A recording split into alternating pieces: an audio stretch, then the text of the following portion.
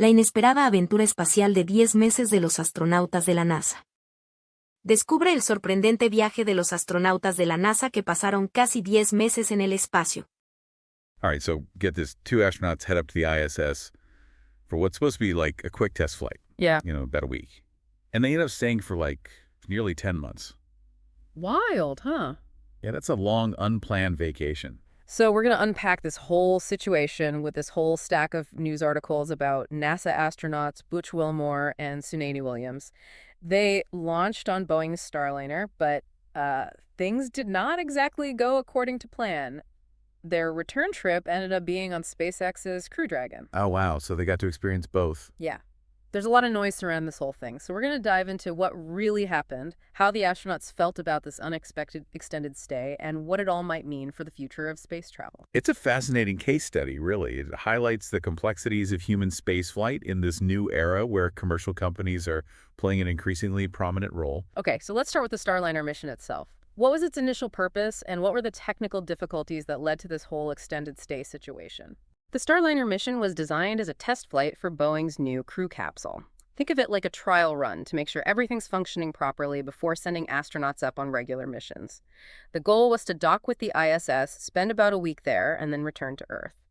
But on the way to the ISS, the Starliner ran into some thruster problems. Thruster problems. That sounds a little unsettling. Could you break down what that means and why it was a cause for concern? Absolutely. The thrusters are essentially small rockets that help control the spacecraft's movement and orientation in space. They're crucial for maneuvers like docking with the ISS and for controlling the descent back to Earth.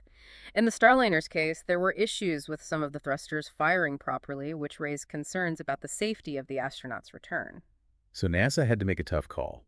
Bring the astronauts back on a potentially risky spacecraft, or find another way. What happened next?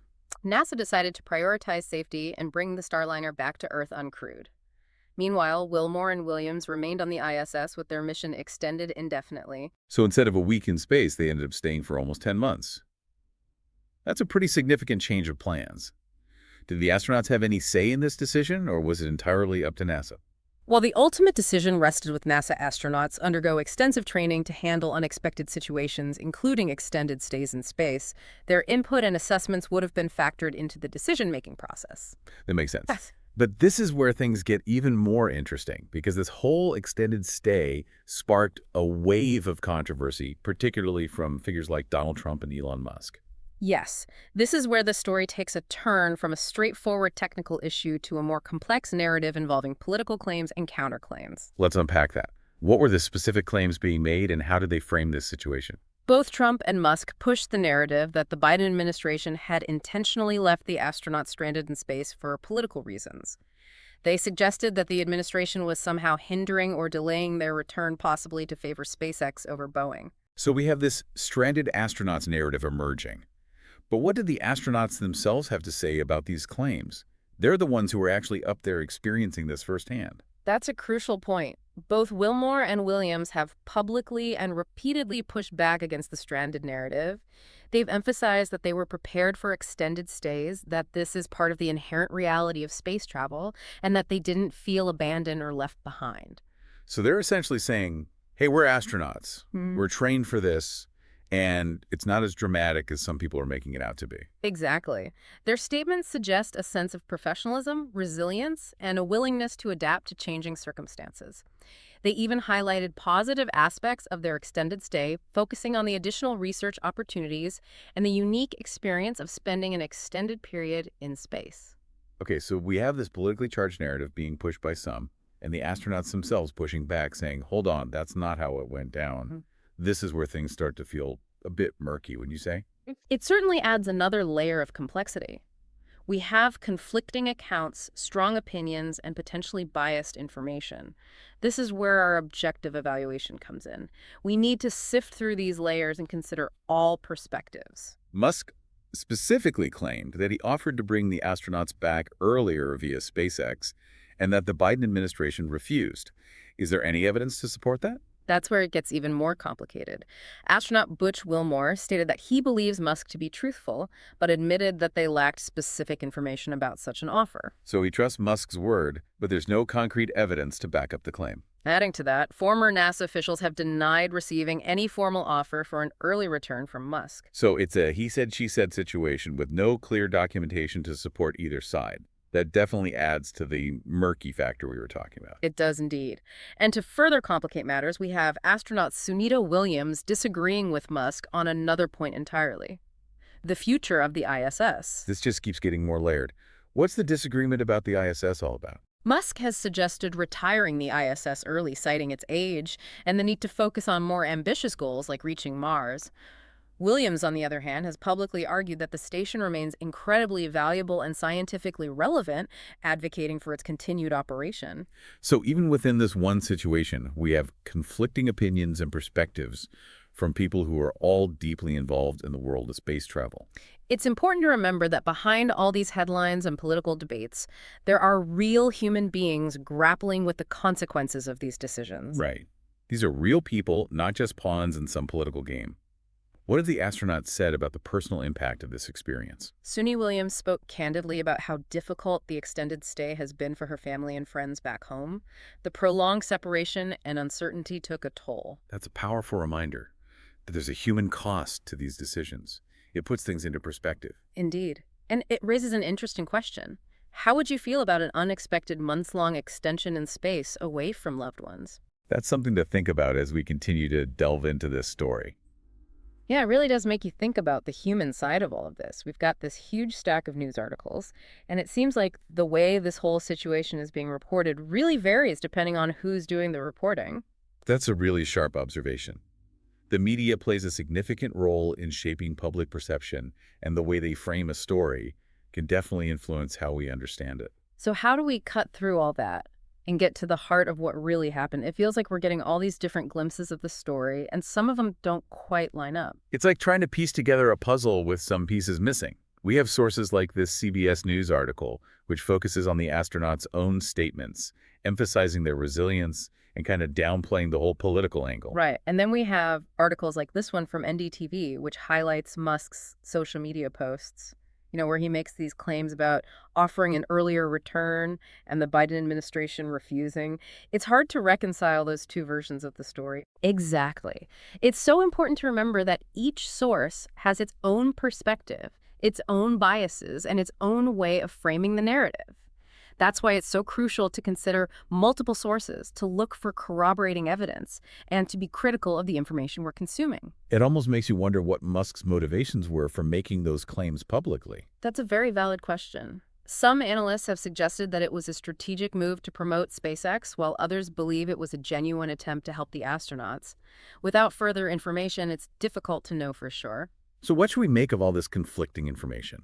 It feels like we're wading through a sea of opinions and interpretations. Well, remember, our aim here is to objectively evaluate the news. We're not trying to, definitively settle the whole stranded astronauts debate, but rather to present all sides of the story and encourage, critical thinking. What do you think, as the listener, are some key takeaways from all of this? Well, it's clear that this situation was more than just a technical glitch.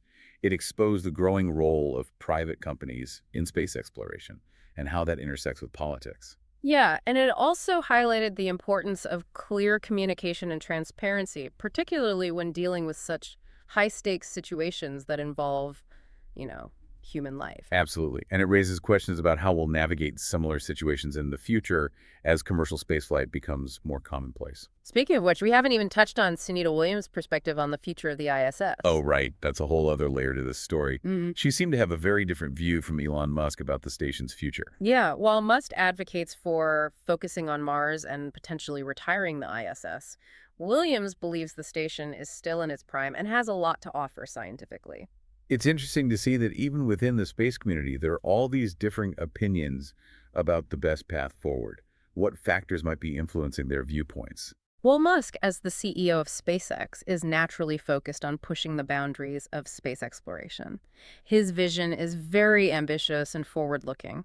Williams, on the other hand, has spent a considerable amount of time on the ISS conducting research and experiencing its capabilities firsthand.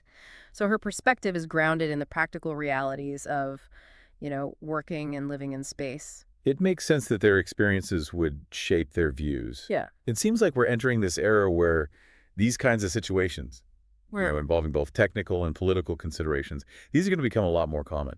It's almost inevitable. As space exploration becomes more commercialized and international, we're going to see so many more players involved. Private companies, government agencies, different nations. Yeah, it makes you wonder how we'll handle situations like this in the future, Yeah. especially when it comes to, making sure the astronauts stay safe. That's the million-dollar question, isn't it? Who will be responsible for making those tough calls when there are conflicting priorities and agendas at play? Right. And what about the astronauts themselves?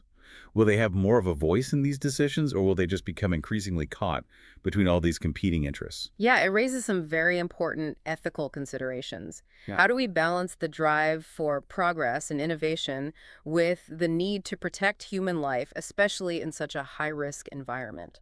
It's almost like a preview of the challenges we're going to face as we venture further into space. Absolutely. It's a huge reminder that space exploration isn't just about rockets and technology. It's about human beings pushing the boundaries of what's possible. Right. And that comes with a whole set of complexities. So where do we go from here? What can we learn from this whole Starliner situation as we move forward? I think one key takeaway is the importance of establishing really clear protocols and guidelines for handling these kinds of situations, especially when there are multiple entities involved. Yeah, and perhaps even more importantly, the need to prioritize open communication and transparency. Exactly. We need to ensure that everyone involved, from the astronauts to the decision makers, has access to the information they need to make informed choices. It's like a call for greater collaboration and a shared understanding of the risks and responsibilities involved in human spaceflight. Absolutely. The future of space exploration really depends on our ability to work together, to learn from our experiences, and to always put the safety and well-being of our astronauts at the forefront. Well, this deep dive may not have provided all the answers, but it Yeah. has certainly given us a lot to think about. It's a reminder that space exploration isn't just about the science and technology, but it's also about the human stories, the challenges and the ethical considerations that come with venturing beyond our planet.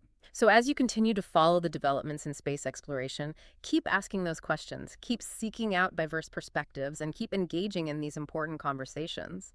The future of space is a shared journey, and it's up to all of us to shape it responsibly.